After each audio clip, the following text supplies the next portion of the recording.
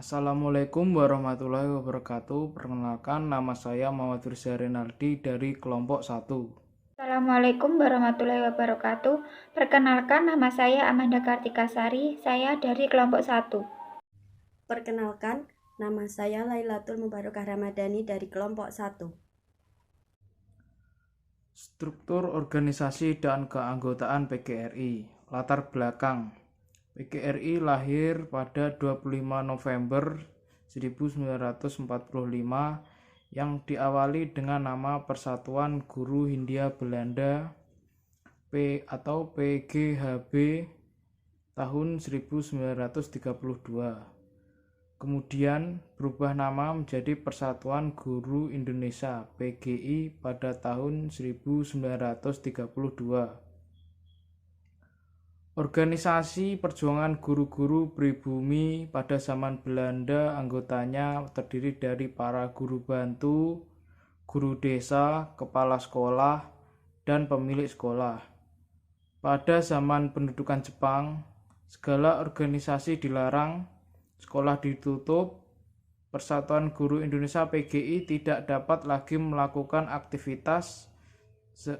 Semangat proklamasi 17 Agustus 1945 menjiwai penyelenggaraan Kongres Guru Indonesia pada tanggal 24-25 November 1945 di Surakarta.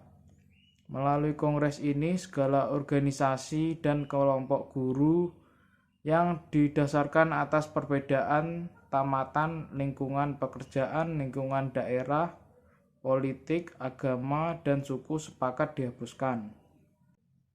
Pengertian: struktur organisasi adalah suatu organisasi yang menggambarkan kerangka dan susunan hubungan di antara fungsi, bagian, atau posisi, juga menunjukkan hierarki organisasi dan struktur sebagai wadah untuk menjalankan wewenang, tanggung jawab, dan sistem pelaporan terhadap atasan dan pada akhirnya memberikan stabilitas dan kontribusi yang memungkinkan organisasi tetap hidup walaupun orang datang dan pergi serta pengkoordinasian hubungan dengan lingkungan.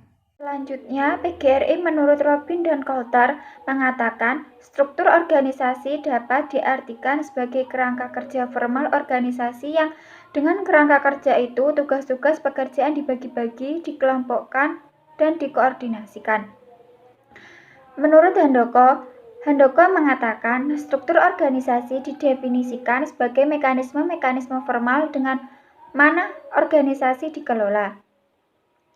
Wright dan kawan-kawan mengatakan struktur organisasi adalah sebagai bentuk cara di mana tugas-tugas dan tanggung jawab dialokasikan kepada individu, di mana individu tersebut dikelompokkan ke dalam kantor, departemen, dan divisi. Tujuan utama PGRI ada 3, yaitu yang pertama, membela dan mempertahankan Republik Indonesia atau organisasi perjuangan. Yang kedua, memajukan pendidikan seluruh rakyat berdasarkan kerakyatan atau organisasi profesi. Pendirian PGRI sama dengan L, atau Education as Public Service Not Commodity.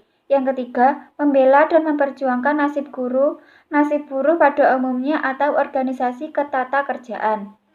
Jenis keanggotaan PGRI ada 3, yaitu yang pertama, anggota biasa. Anggota biasa terdiri dari para guru atau dosen dan tenaga kependidikan, para ahli yang menjalankan pekerjaan pendidikan, mereka yang menjabat di bidang pendidikan, pensiunan yang dimaksud dalam butir A, B, dan C yang tidak menyatakan dirinya keluar dari keanggotaan PGRI.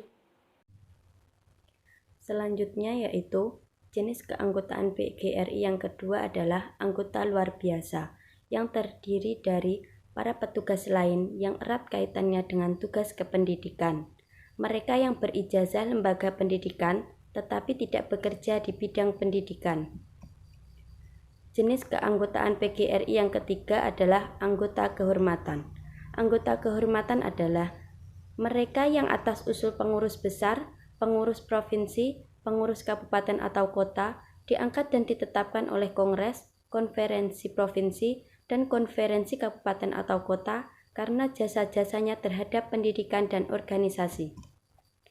Kesimpulannya yaitu, struktur organisasi merupakan faktor yang sama pentingnya dalam menentukan dan melihat cara kerja suatu organisasi, yang dapat dianalisa melalui strukturnya yang tergambar dan bisa diketahui bagian dan subbagian wewenang masing-masing, serta hubungan koordinasi antar bagian dan subbagian dalam pelaksanaan tugas serta tanggung jawab masing-masing. Struktur organisasi menggambarkan kerangka dan susunan hubungan di antara fungsi, bagian atau porsi, juga menunjukkan hierarki organisasi dan struktur sebagai wadah untuk menjalankan wewenang, tanggung jawab, dan sistem pelaporan terhadap atasan, dan pada akhirnya memberikan stabilitas dan kontinuitas yang memungkinkan organisasi tetap hidup, walaupun orang datang dan pergi serta pengkoordinasian hubungan dengan lingkungan. Struktur organisasi dapat menghindari atau mengurangi kesimpang siuran dalam pelaksanaan tugas. Cukup sekian presentasi dari kami. Apabila ada kurang lebihnya kami mohon maaf. Wassalamualaikum warahmatullahi wabarakatuh.